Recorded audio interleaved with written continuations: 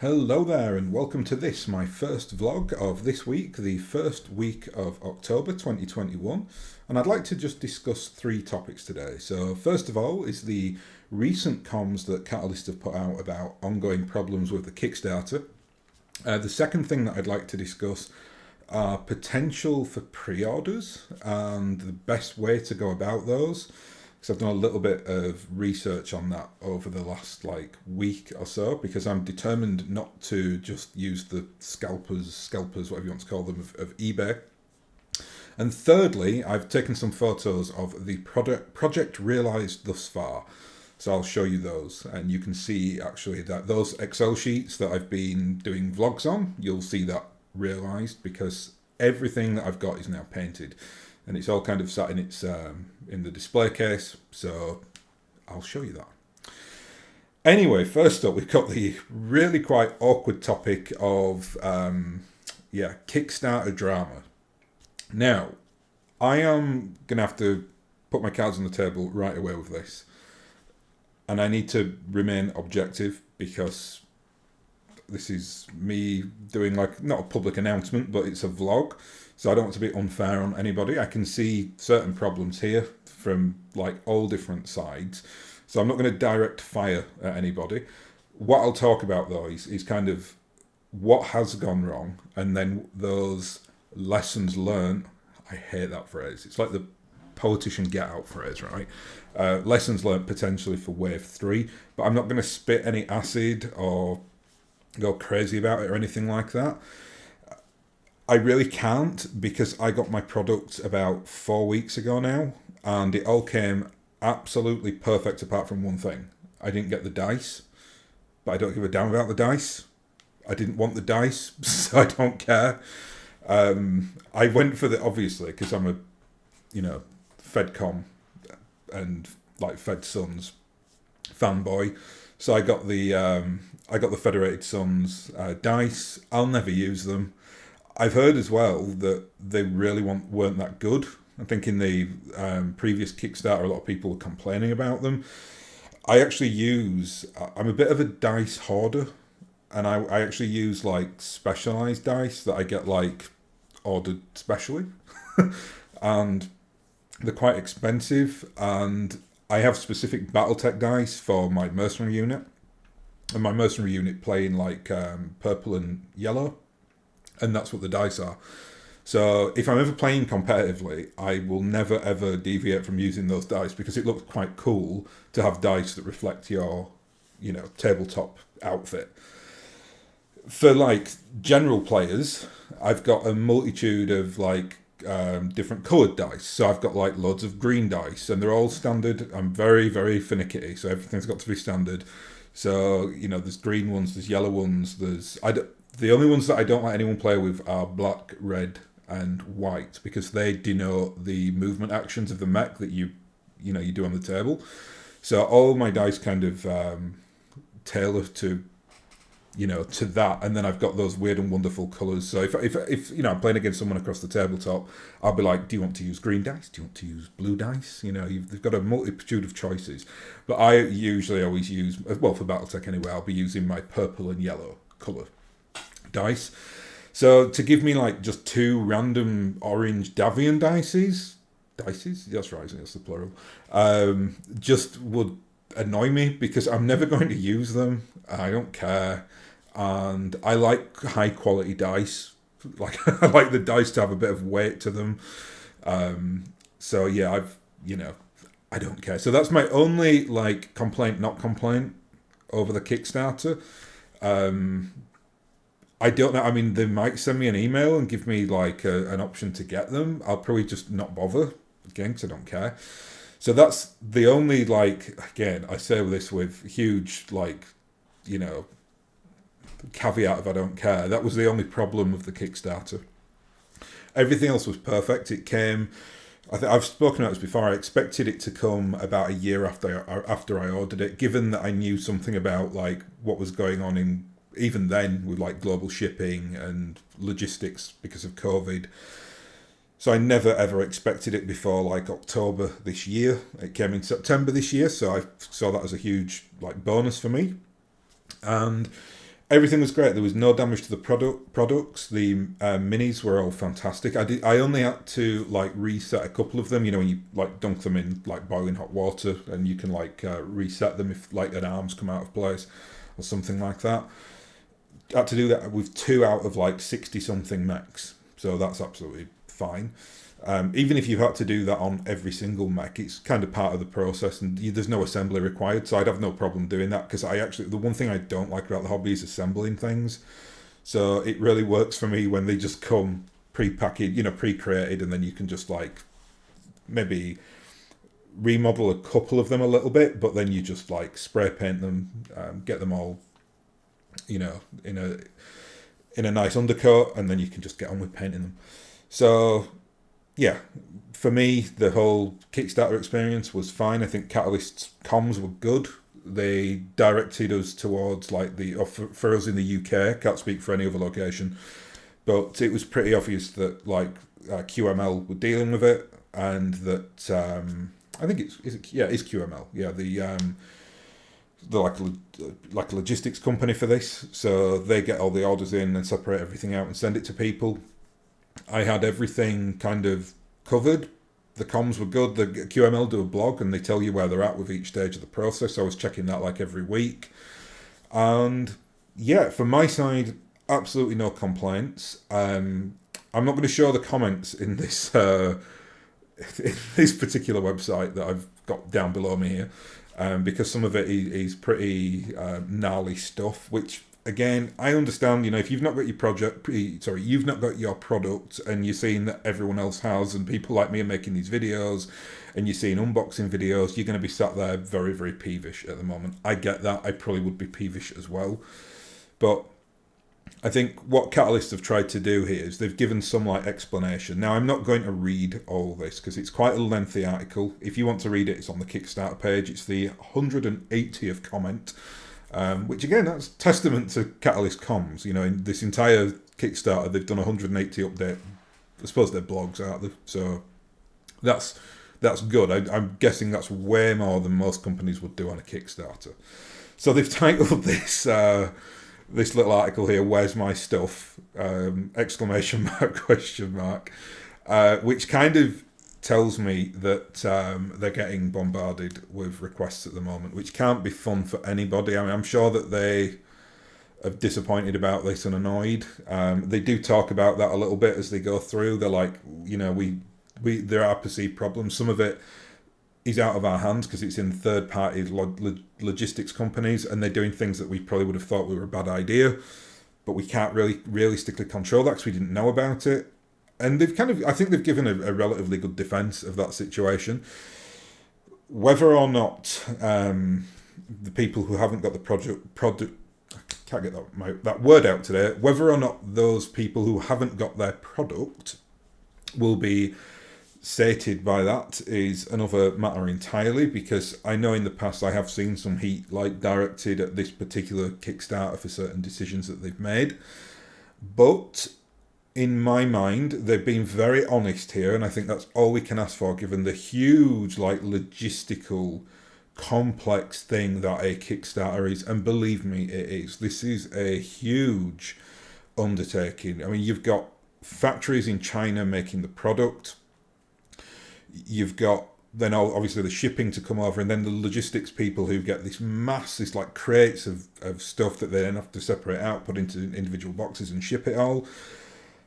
They're not just doing that across the US. This is a global thing, right? So like, if you're in Australia, you've got a different provider. If you're in the UK, I think the UK might have the same provider as the US. I'm not 100% sure though. But what I'm saying is in a business sense, doing a project like this over like a year period, when you're dealing with physical products, it's really, really tough. And Catalyst are a small company, and I'd ask everyone to just remember that. You're not dealing with, like, I don't know, Microsoft here, where they've got, like, or, you know, I don't know, Deloitte or something, where you've got loads and loads of people working on, like, projects, and they've got lots of internal support mechanisms and third-party, like, procurement contracts where they can get work done and things like that. This is I think, several people in Northwest America who are trying to deal with this huge logistical program. Yes, they've got the backup of Tops, but I don't really see any evidence that Tops are directly involved with this. I think they've basically just licensed this out to Catalyst, and then as long as Catalyst obviously keep whatever their business agreement is, as long as Tops are kept happy with the finances, then I think Tops are quite happy to let them do what they need to do. So unless there was like a complete disaster and a meltdown and nobody had got their Kickstarter, I think probably Tops at that point would be looking to intercede. But I think at this point, Tops will be getting the checks in from Catalyst and seeing the level of demand for the product and thinking, actually, you're doing quite a good job. And that's kind of how I feel as well. I don't think, we should ever panic, or not panic, but, use those like reactionary tactics of, oh, it's gone slightly wrong, so let's just like burn the house down. Never a good idea to do that. It's always much better just to step back and have a look at the full picture. Saying that, and I think, again, transparency here, so I'm not criticising Catalyst for this because they've told us, so absolutely kudos to that. But this figure here is not good. If you are one of the 8 to 10% that have not yet received your shipment, that's brutal. I'll put it to you like this, right? So like Amazon, who most people use, right? Whether you like using them or not, or whatever your thoughts on Amazon are a different matter. But I personally think Amazon as a company are phenomenal, right? Like you can like, I would say this, like probably like as a fact, you could order 1,000 things off Amazon over a 5-year period, which I'm sure some people do because they're so easy to get from, they're so quick at delivery. They're like ratio of failure will probably be like 1 out of 1,000, and even then it might be a failure where something turns up a couple of days later. So it's not necessarily that the product's not going to show up, or it might be that it got damaged in transit or something like that and you need to send it back.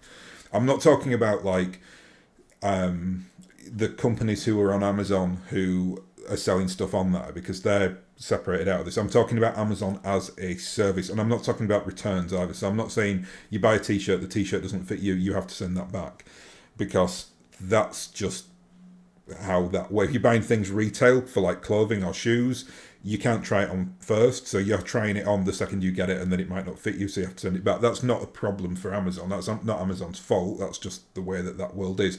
I'm actually talking about the delivery service and all the kind of logistics that are involved in that, which are just incredible. I mean, it still marvels me. I mean, I try to always get amazed by relatively mundane things because we just take them for granted, and Amazon is absolutely one of those things. Like if I decided tomorrow, I don't know, I want to buy a lava lamp, right? 25 years ago, I would have had to go to like a specialist shop. I might have had to get it on like pre-order. It might have had to take weeks to come.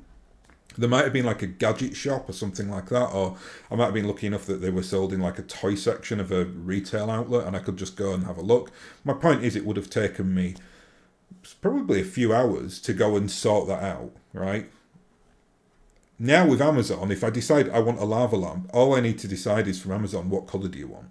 I mean, it's just click the button and it will literally come to you within 48 hours. And I don't have to do anything other than pay for it.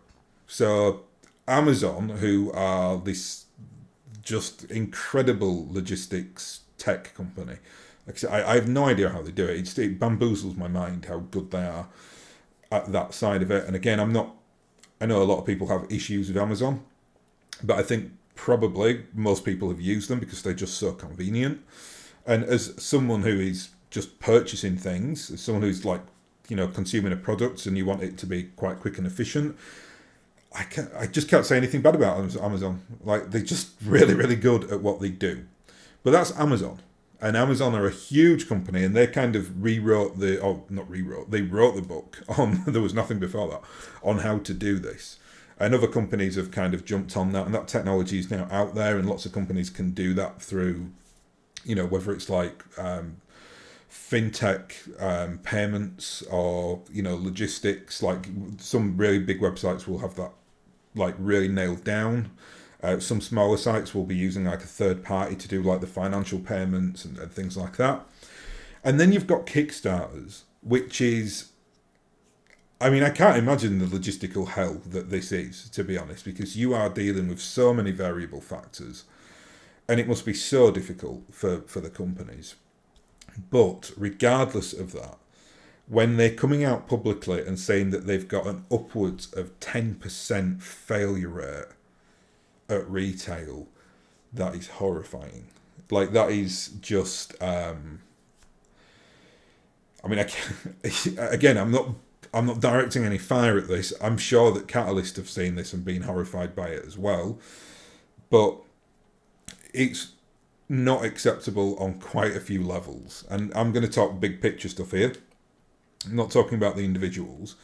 But if you went into any kind of side of business and went in for an 8 to 10% failure rate, now it's not, I say failure loosely, it's not failed yet because the things are still, you know, trying to get where they need to get to. It's just that there's kind of been lots of speed bumps along the way. But long story short, up to 10% of people have been failed by the logistics system because they haven't received their product. When I've been through the comments now, it looks like there might be like split shipping. And I think a lot of people are peevish about that because they'll get like half of the product in a month. Then they might have to wait like 3 months to get the rest of the product, which means that they're going to be like several months out from like the predicted delivery. And you've got the 90% of people who've got everything and were now like cheery and happy and painting away and playing the games. And the 10% are feeling pretty rotten about things. And that's really, really disappointing. Not least of all for Catalyst. They will be absolutely gutted by that. They'll especially be gutted by this because as we go into these figures here, they actually drill down into the actual geographies, which again, you really have to give Catalyst credit for that. Like, there are lots of companies who just would never give this kind of communication out. They just send an email out saying, apologies for the delay, we're doing what we can. They've actually gone into empirical data here on like fulfillments. So, and the one which will haunt them, I am sure, is the US 80% fulfilled. That's just so disappointing, I think, for everyone concerned, because the US will be by far the biggest market for BattleTech. It's very much a US game. You can see that, like you look at the UK one there, and they've kind of showed their hand a little bit to how many people in the UK have backed up to this. Sorry, backed up the Kickstarter. Because it says 95% are fulfilled, and they've had, I think it said that there were, here we are, yes, it's 213 orders left to ship. So actually QML have given them specifics on that. So you can actually go and, 200-ish, sorry, I'm looking at the EU one there. 200-ish, they've still given the same for the EU and the UK then, so that's good they've given those stats. So you can they've showed their hand a little bit there on how many backers there are in the UK, and it's actually more than I thought it would be. So it's, you know, seemingly quite a few thousand, which is great. Good to see that, you know, the UK has got some BattleTech love, and I think for the UK's like perspective on this, I think when you've got 95% success rate on a Kickstarter in very difficult times with COVID and shipping, I think whether it's QML or Catalyst's intercedence or whatever it is, I'd consider that actually quite a decent success. I think if I was going in for a failure rate, I always, in my own work, I always think you have to accept a 1 to 2% failure ratio in any project. So there's always going to be things that get missed, especially in big projects. Good project managers accept that and deal with it as it comes up. Bad project managers lie about it and panic. Which, again, it's not happening here. They've been very transparent about it.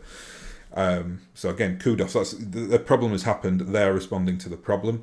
And when I talk about like failure ratios as well, like it depends on the project. Like no one's going to die because of this. Like if you're building an aircraft, you really need 100% success ratio on that project.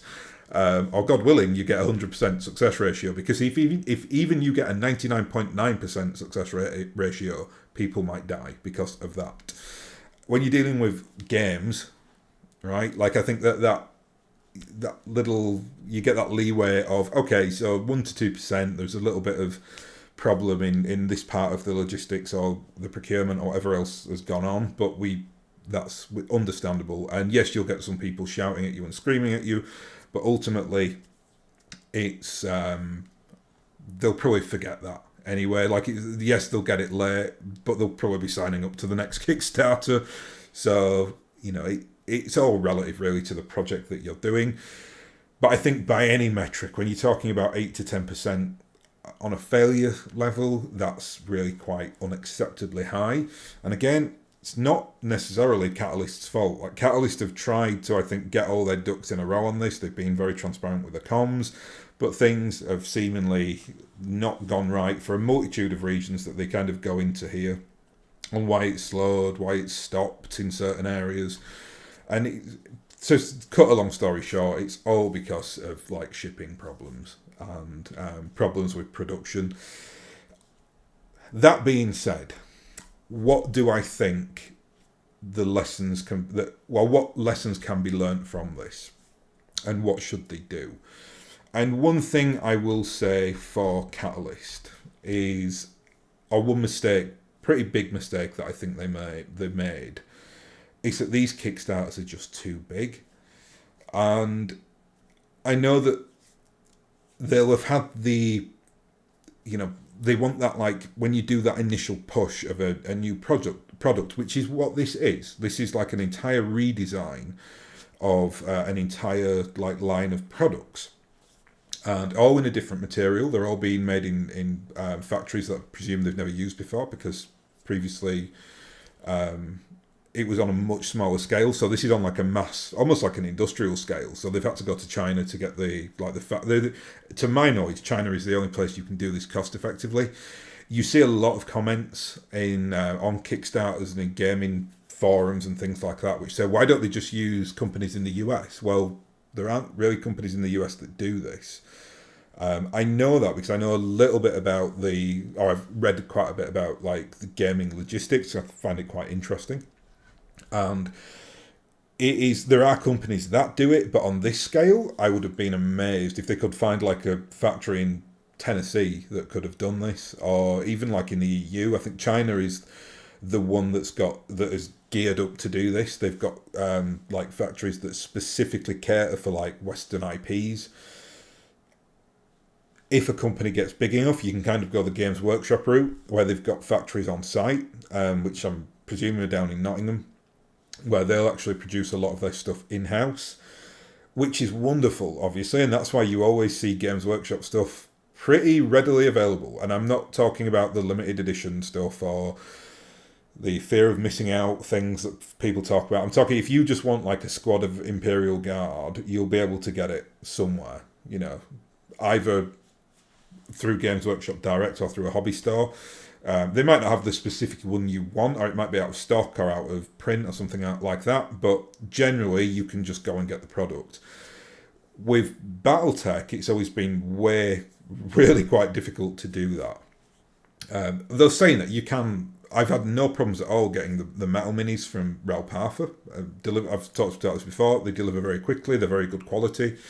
The models now look a little bit outdated. They've done resculpts on some, but I actually like that. I like that flavour in my force, to have the old models alongside the new ones. It suits the lore as well, because in BattleTech there are loads of different factories churning out mechs. So you might get like one factory that brings out a bushwhacker looking one way, and then another factory that brings out a bushwhacker looking slightly different, and that's reflected in the difference between the metal sculpts and the plastic sculpts. So I'm actually, I like to be able to source from different places, so you can get things from BattleTech. The problem is the expense. Because, and I've just figured this out, well, not figured it out, I've known it for a long time, but I've seen it realised recently, because as you'll see in the photos that I'm going to show you later on, I just went and bought all the 8 mechs for the Somerset Strikers and 5 mechs for the clan, the 94th Jade Falcon strike force, that basically the right at the heart of the clan invasion when it kicks off. And all those mechs together cost me well over £100 for like what is effectively 13 mechs. which is fine. I mean, you know, they're metal, so they're going to cost more. But my point is, like, for you, if someone said to you, right, you can go and get like a force pack with like an Innosphere force pack with 4 mechs, and it costs $20, which is about 17 pounds, give or take. And the models are fantastic. They look great. They're easy to paint. They're all self-assembled, which the metal ones aren't. Self-assembled? They're all assembled. They don't assemble themselves. That'd be weird. So you can you can see the advantages in the plastic minis and why people want those, because they do look fantastic. But you do have an option. You can go and buy the old stuff, and I've done that for certain models. But all in all, I think traditionally BattleTech's a really difficult game to get into, really, because of this. And I've spoke about this before in previous videos that I've done about the accessibility to BattleTech is really quite difficult. It's not something that you can just pick up and you go to your local hobby store and pick up all the models that you want and the books and things like that, because they won't stock it. A lot of that is just purely down to demand, because it's a relatively niche game in the hobby terms. It was a very big game back in the 80s and 90s, but it's, as I've spoken about many times before, and if you know about BattleTech, you'll know this, there's been this like huge decline in it, and now it's really picked back up again. So the BattleTech like IP is running to catch up with the fan base, which is growing, and people who want more mechs and are quite happy to pay more money for them. That's all reflected in the Kickstarters. So we've got to kind of, in terms of like lessons learned then, let's kind of move on to that topic. If I was Catalyst now and I was looking at the potential problems that are going forward from this, as well as the realised problems like in the delays, but there'll still be potential problems that they don't know yet. I personally think the massive mistake that they made is, I've said this already, but it's too big.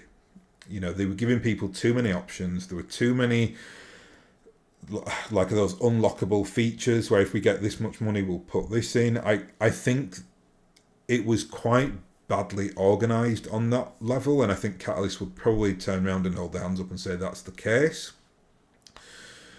It's the first time they've done it, so you've got to give them some leeway on that, dealing with people that, I mean, there might be people in Catalyst who have done Kickstarters before for other organisations, but I would be amazed if they'd done any at this level, because this is a huge Kickstarter. There's a lot of money involved in it.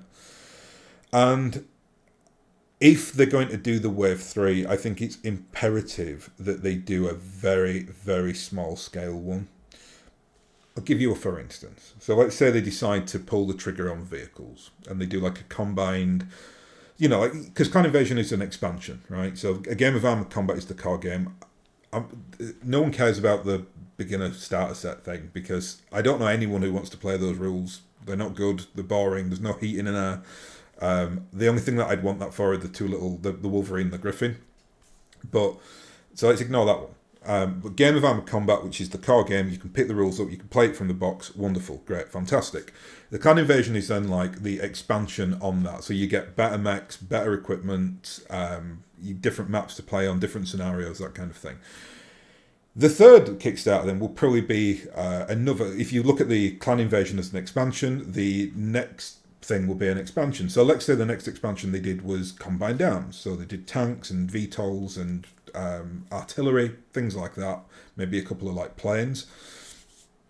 If I were them and I was doing a Kickstarter on the next one, after the problems that they've had with this and the demand that's on the retail side, which is extremely high, which I'll talk about after I've talked about the issues with a Kickstarter, I would do a Kickstarter for something like $50.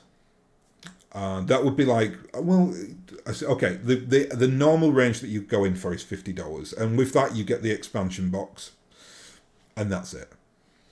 Great. And then you can have like a heavier backer level. So you can do like $100. And with that, you'll get like 2 packs of like maybe VTOLs and vehicles or whatever it is they want to do. Planes and vehicles or whatever else it is, but keep it to that, right? So your Kickstarter is literally the expansion box and 2 of the packs, the force packs.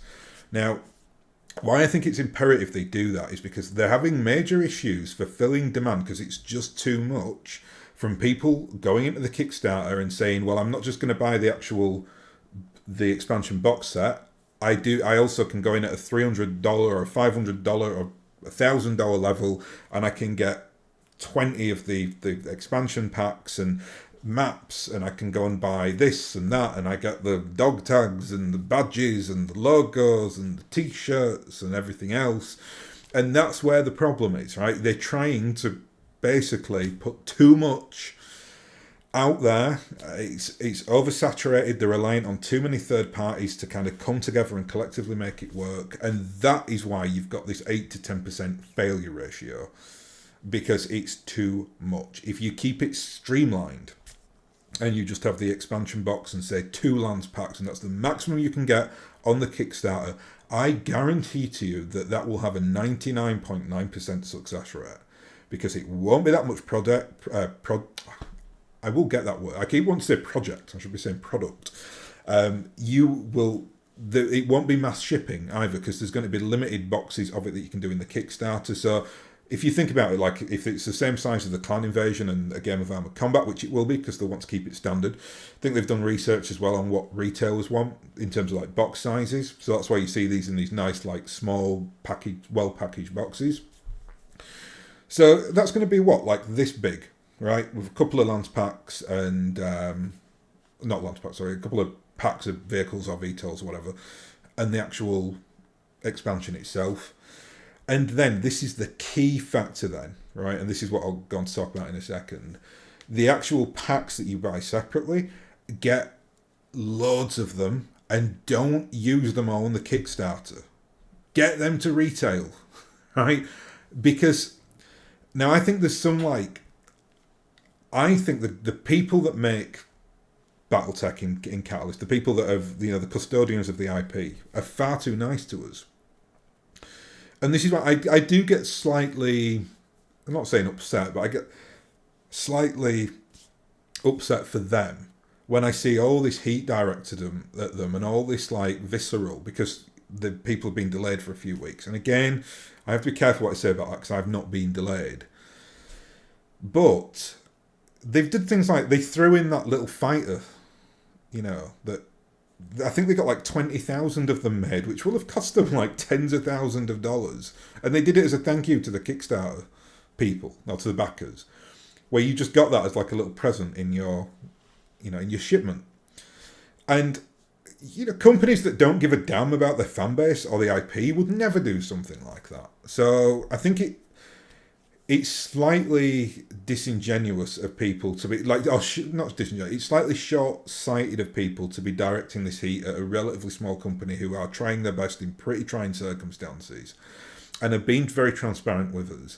And I completely appreciate the frustration, because I know that Catalyst will be frustrated as well. It's frustrating, like, as from a completely like outside thing for me as well, because I want people to be positive about BattleTech. I don't want people to be down on it, especially now when we're kind of in this really like monumental shift.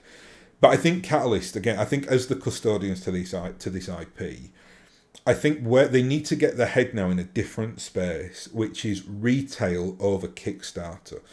And go and get like, and they've done this a little bit in one of the previous videos when I looked at their last, the update from before this, 179.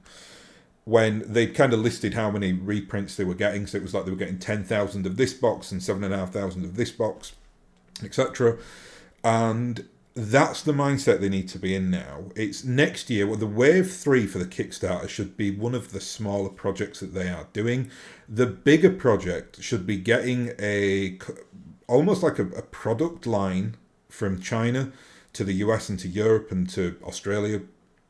I'm presuming they're going to be their 3 like major hubs, because that would satisfy obviously like Asia Pacific, Europe and the kind of North America, US and Canada.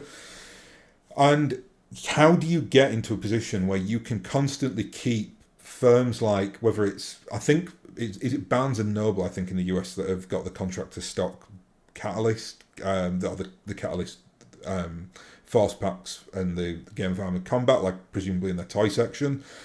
But I would, like, if you can expand it beyond that, so if Barnes and Noble can always have this on a shelf, and if places like Walmart can always have this on the shelf in the toy section of the Walmart, or the toy shops can have it, or whatever else, and they know that, when, because that's how retail works, right? Like when X amount gets sold, like an automatic order will go in and they'll get more delivered in.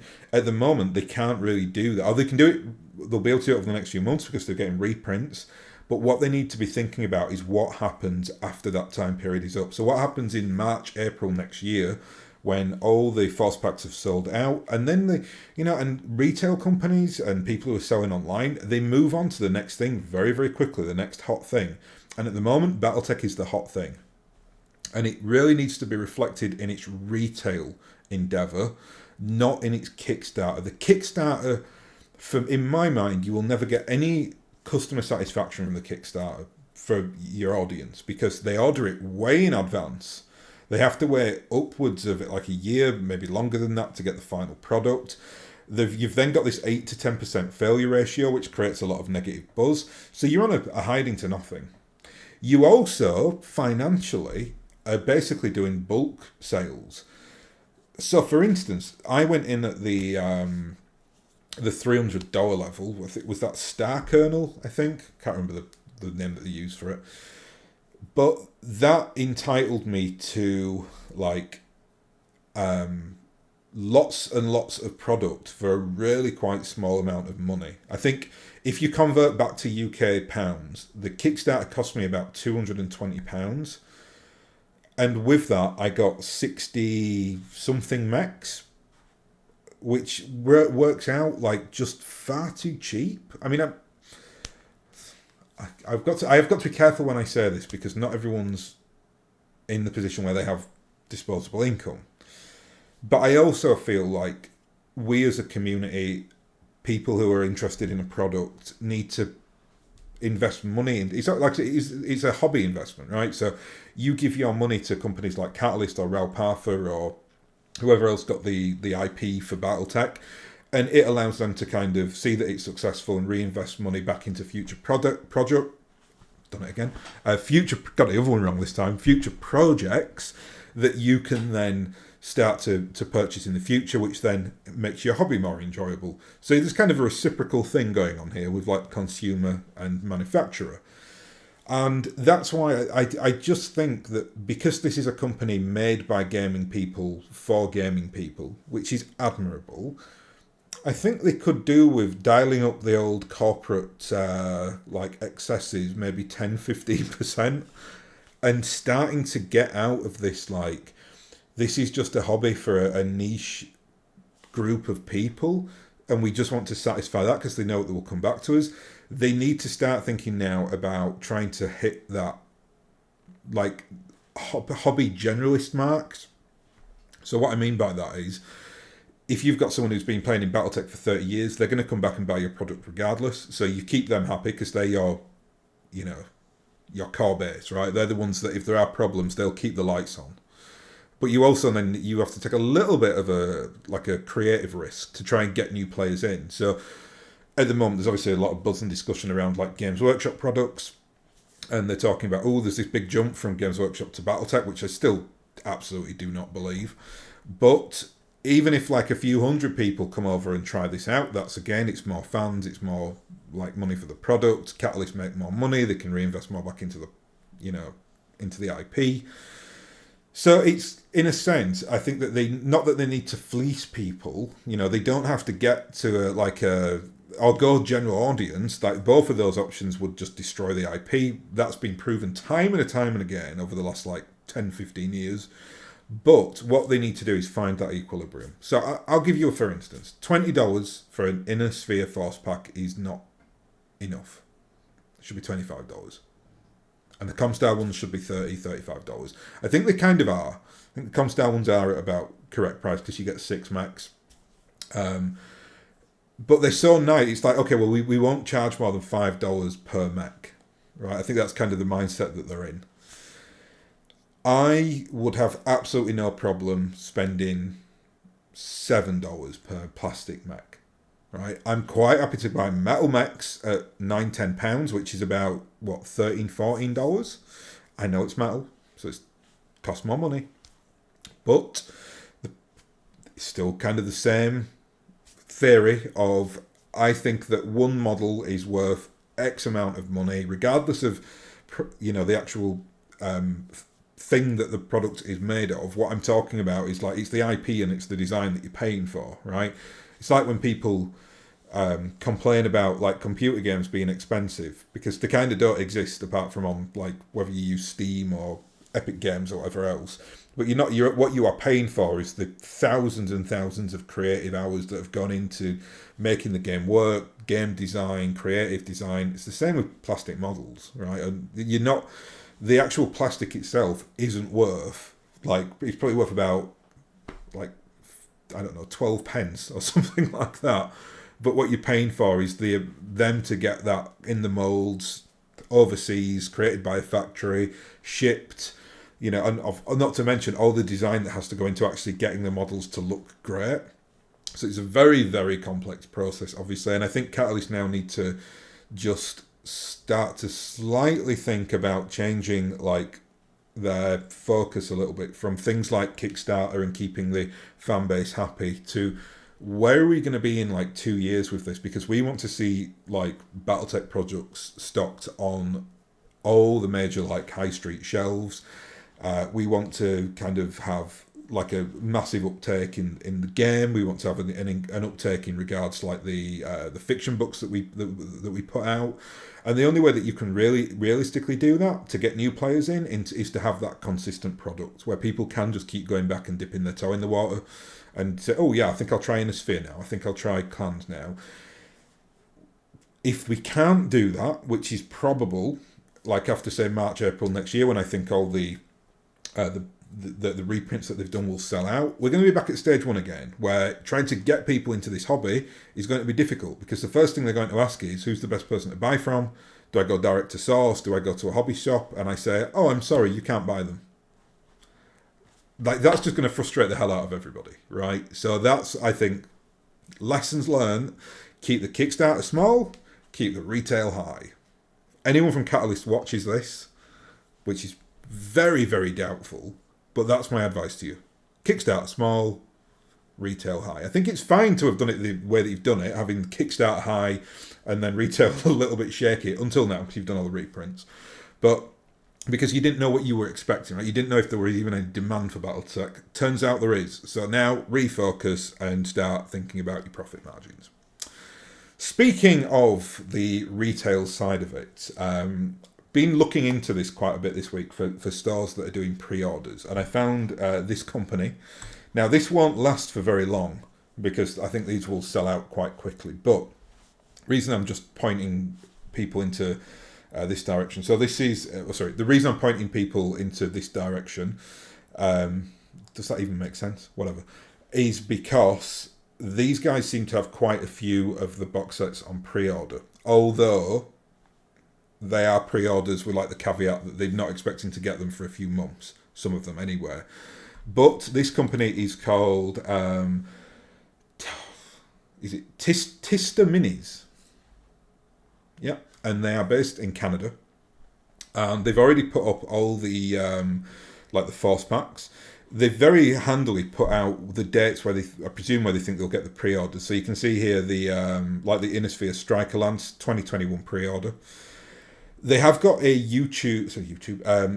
eBay page as well, and on the eBay page it will give you the numbers what they've got, and it seems like they've got quite a few of these like ready to deliver. So when I say a few, I mean maybe they've got like between 12 and 20 of like each force pack, which is actually quite a decent number considering that they've presumably gone on the Kickstarter retail, and they've basically, for some of these, buyer beware to some extent, not in a bad way, it's nothing against this company. I mean that in terms of just look at the date. So for instance, the Heavy Lance here has got a January 2022. Now, presumably that's because they don't expect it until then, because either they've not got it in the what do you call it, the Kickstarter retail, or they've sold out of what they've got already, and then they'll be waiting to get the reprints that are coming out, and they've got some kind of pipeline into that. They must have some kind of pipeline into it because they've very confidently put this all over the website, and it's a legitimate gaming company. But I think this will quickly disappear. Now, what I've done is I have now pre-ordered everything that I need, and I've done some of this is down as pre-orders for as early as like the 6th of October, and some of it is as late as February next year. So I think the Urban Pack, was it February? It might not be on this page actually. I'm sure I saw that the Urban one was yeah, there it is. Yeah, at the bottom there, February 2022. Now I've done that just for my own sanity, because I know what I'm like, and I'll just keep using eBay scalpers, and I'll just keep paying way over the odds for it, and I'll keep checking it all the time, and it'll become an obsession, and I'll be like, from here until Christmas, it's just going to really consume me. Not consume me, but it'll just be, every time I'm like on my phone, I'll be on eBay, and I'll be like, ooh, type in BattleTech, see if anything's out there. Instead, what I decided to do is I just went to these guys, because they had very reasonable shipping rates as well. I'll just talk about everything in pounds, because I'm not that familiar with Canadian dollars, but it was approximately £25 for shipping, which I think is fantastic, given that in pounds, like an Innisphere Force pack in this is worth about £18, which is, considering what I just paid for Innisphere like packs from eBay, that's a damn good deal for me. So I'm getting a relatively good price. It also means that I've spent a lot of time on the hobby now over the last few months, and I can kind of redirect focus a little bit, because I had a little bit of a go on the Mech 5 game a few days ago, and they've just released DLC for it, which is the like the FedCon DLC. So I think it's all about the not played that particular thing yet, but I think it's the like the official union between the FedSons and the Laren Commonwealth. So that would interest me, given that that's like my neck of the woods in BattleTech. And I played a couple of random games on it, and they've really seemed to have made it better. Like it just feels like a much more interesting game. I can't put it any more than that. It feels serviceable now. When I was playing it previously, I was really not that impressed by it, although I'm the worst person to ask, because I don't really play shooty games. But from the point of view of like enjoyment, I actually came away from playing a couple of like missions on there and thinking that was really quite fun. So I might spend winter actually acquainting myself with that a little bit more. Given as well that like I usually prefer to paint in the like spring, summer, and autumn, because it's nice, and I can sit in my living room. It's nice and bright. You get the natural light. It's warm as well, so like I don't have to kind of sit with my central heating on, like in my hobby space or whatever. At winter, I tend to kind of migrate upstairs where I'm now in my office, because it's always like nice and warm in this office when my computers are on, and it's just it's a nice winter like getaway. Is my like upstairs in my house, so like I tend to do that. So probably as soon as we kind of hit November and December, I won't be painting anywhere. So I have purposely bought this from this website for a reasonable rate. I don't expect to get it until March or April, but I'm absolutely fine with that, because then we'll be in the spring and I'll be wanting to paint again. It's also something to look forward to. So rather than me having to kind of stress out and check eBay all the time to try and find a deal for mechs, I can really start to kind of become slightly more sensible with it now, and kind of say, okay, I've done good work. I've got all my terrain in place. I've got about, as of next week, I've got a couple more like boxes coming. I did pull the trigger on a couple of eBay things. So I've got this week, I think, 20 mechs coming, which will leave me with a grand total of only 38. Is it 38? Yes, 38 mechs left to get, and that's what I've just bought off this website. So I'm now done. My BattleTech thing is completed, like in terms of purchases. There might be a couple more things that I get. There are a couple more books that I'd be interested in getting, but they're out of print and they're difficult. So that I might check on eBay. So I might keep looking into that. But just in terms of the actual like plastic product, I don't want to take the risk either that like these are gonna like sell out really quickly, because I get this like impression that there might be like a company in the UK that do like pre-orders like in November, and I could have potentially waited and gone to get that and got this quicker. But then again, like I can't guarantee that that's going to happen, and it's just going to make me anxious constantly thinking about it. So when I researched it, there were no UK companies willing to do like pre-orders. I'm sure you'll find some. You might have some in your local area. You might be lucky enough to live next to a game store that's getting some, or live near to a game store that's getting some. For me, though, that's not the case. So I thought, well, I found this nice Canadian company. They seem to be very reputable. I'll just go and do it there, and I'll quite happily wait the extra 3 months or whatever it is to get all the products sent, and then I can paint them all in spring. And again, I've said this already, but it does give me something to look forward to in terms of BattleTech, as opposed to just like being on a manufacturing product line with it and getting everything and painting it really, really quickly.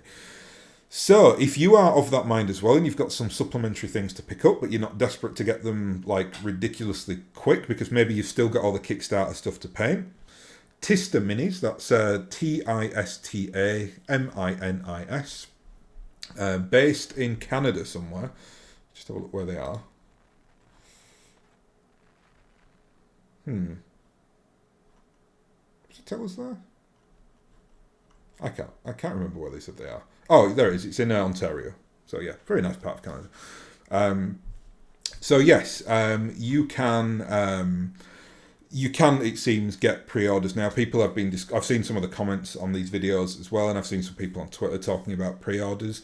But again, I think if you're in the UK or the EU specifically, I'm not sure what they're going to look like, because I think most of this product is going to be in North America anyway, given that that's where the vast majority of the Kickstarters will be, so that they're going to have bought most of it on retail. So that's why it's not a risk, but it's one of those, like, I might have been able to get it quicker if I'd have just waited and got it from the UK retailer, but I'm quite happy to bite the bullet and get this and wait a little bit longer. Anyway, final thing today. So I'm going to just go through my pictures that are in the display case of all the stuff that I've got thus far. So let's we'll do the inner sphere first. And there they are. That's my inner sphere force. Now, in terms of paint quality, I am very much what you call tabletop painter 101. So I would kind of gauge my quality at like a solid 5.5 out of 10.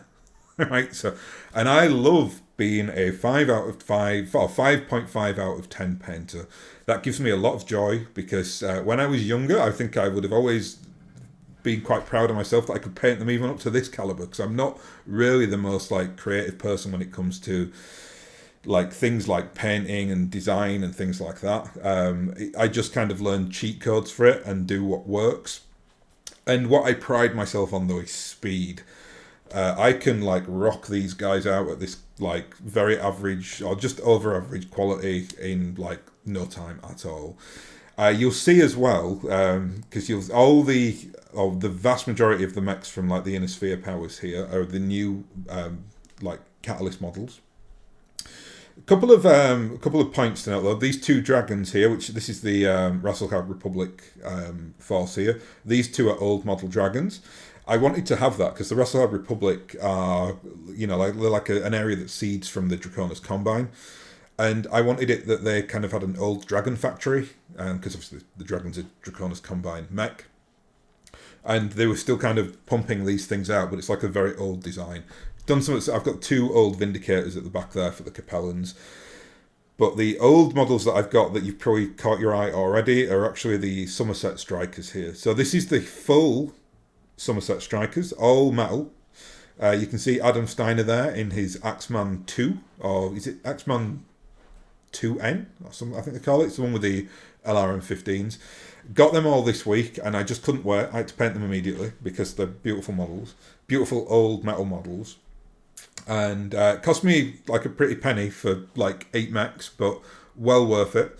For those of you who are looking at the 2 back mechs there as well, these are actually industrial mechs. So they're like logger mechs or just big industrial. I will play those on tabletop as well. They're quite fun to play with, but they're not part of the military. They're kind of a bit of an ad hoc force in case you wanted to add a bit of spice.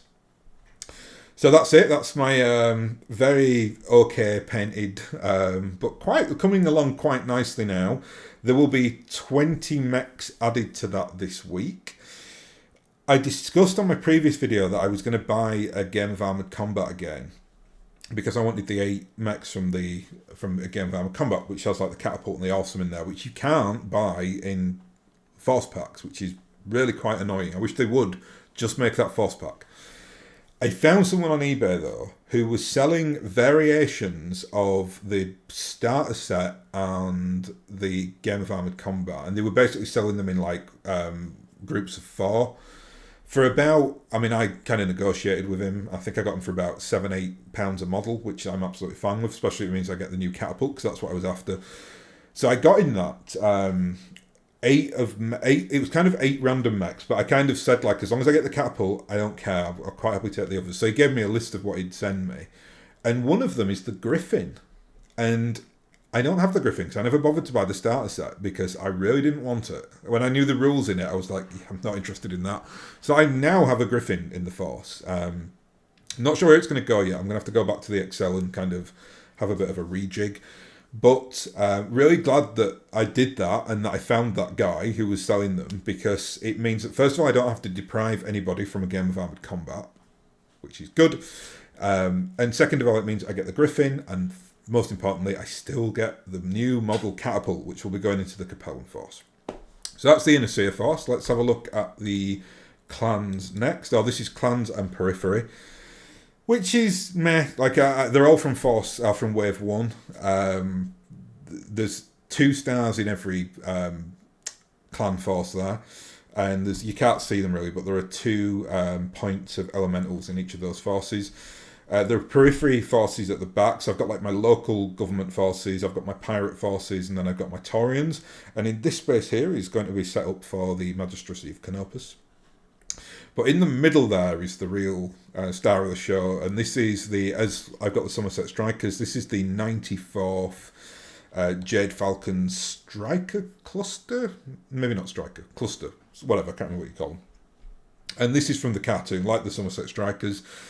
And it's a summoner. Well, I'm going to have to call them all their Inner Sphere names because that's how I know them. It's a Thor, a Mad Cat, a Vulture, and 2 Hunchback 2 Seas, and gives a very nice star for that particular. And it's all they're the only 4 mechs that they actually use in like the animated series. So reflected there, and there's old Nikolai and his big red Thor, which is still a bizarre choice for me because he's Jade Falcon and he's rocking a big red mech, which I know that you can do that in BattleTech because you've got different like forces and clusters, especially with the stars. But I like everything to be uniform. Like my Jade Falcon are all here and they're all in green and yellow because that's how Jade Falcon should look, in my opinion. But hey ho, he is a bit of a interesting person. He's old. What's his name? Nikolai Malpheus or something. I can't remember his name. Yeah, bit of a strange one. But I'm very much. I've actually played a game over the weekend. I did the second Battle of Somerset reenactment with the 2 lances from the Inner Sphere powers, and then this clan star, and that was very, very fun. Because in the animated series, it gets really wacky. Like old Nikolai ends up stealing like the planet's populace, which is like the most bizarre. I mean, yeah, whatever. It's an old 90s cartoon, so it's not made to make sense. But the ending is so bizarre. So I was like, I'm going to reenact that, but like how it would have happened, because it would have been like a rebellion with like tanks and mechs, and it's not going to be, this trial of possession. But then old Nikolai is going to be like, yeah, I'm going to steal all your people. It's just such a weird thing. Anyway, whatever. So they're the clans in the periphery. Next up, tanks and planes. So that's my combine now. I'm sorry for the sheen as well. I had to take this with a flash because it's kind of in a part of my room that doesn't get much natural sunlight, or I don't have my main light near it. So I had to use the flash. I don't know if this is true, but I would never keep my painted models in direct sunlight because I think it might damage them. Like it might start to fade the paint. So I very much on purpose keep it in an area of my house where there's literally at no time ever can the sun get on it. I do live in northern England, so it's not usually a problem because we don't get much sun here anyway, but just in case. So yeah, it's flash, which really makes things look really oversaturated, so the colours don't really look very reflective there. But I've kind of, the way that I did this for the tanks and the planes, so I don't use that many of them, but I wanted the option. But I basically split them into like 2 different groups. So you can see there's like the same battle forces. It just one's like green, and this is like the 190th whatever, and then there's one at the back there which is the 450th or something. I can't remember what it is. You can just about see it there. Let me zoom in. Yeah, 450th. There we go. I also do it because if I'm playing like a desert scenario, I prefer to play with like the beige ones because desert. And if I'm playing like woodland or city, I prefer to play with like the green ones because it looks more like urban and interesting. The planes and the like the VTOLs, I've just kind of put in. They're not aligned to anything, so it's just like if you need to use planes, they are there. I know that these are all BattleTech products, so they all come from Relpartha. I think that's like the one right at the back there is the R2 troop carrier, which I think is a clan thing. I won't be using that though. I'm just using it as like a generic, infantry carrier. I do have lots of infantry as well, but I don't put them in a display case with the terrain because they're all mounted on like 2p pieces.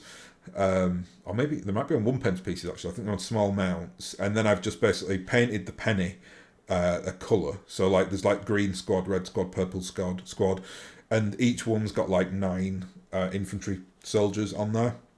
And they look really quite boring because they're so tiny you can't really paint them.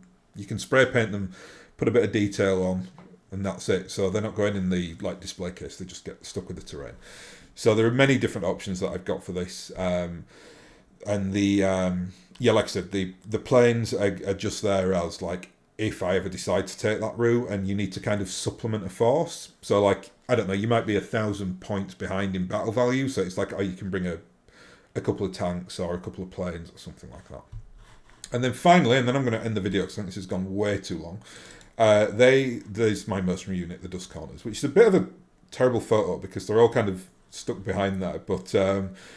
These, I wanted them to be a little bit garish, so I used like quite it's a dark purple, it's a deep purple, but it's still quite a garish purple, but the yellow really pops on purple. So, yeah, they look pretty cool. They've got like their little logo as well, which is something I've completely stolen from one of the Space Marine outfits. Is it I can't remember what they're called, the wolf ones. I can't remember. I don't really know much about Space Marines. But the decals are very cool, and the black looks great against the yellow. So, yeah, that again, the flash doesn't do them any favours whatsoever because it makes them way shiny and glaring. They really don't look like that when you're kind of in natural light. So there you are. That's my project thus far. All the kind of... my intention now is to just get the 20 this week and I'll paint them over October, and then I've got the remainder of the 38, which I'm presuming will come in like March or April next year.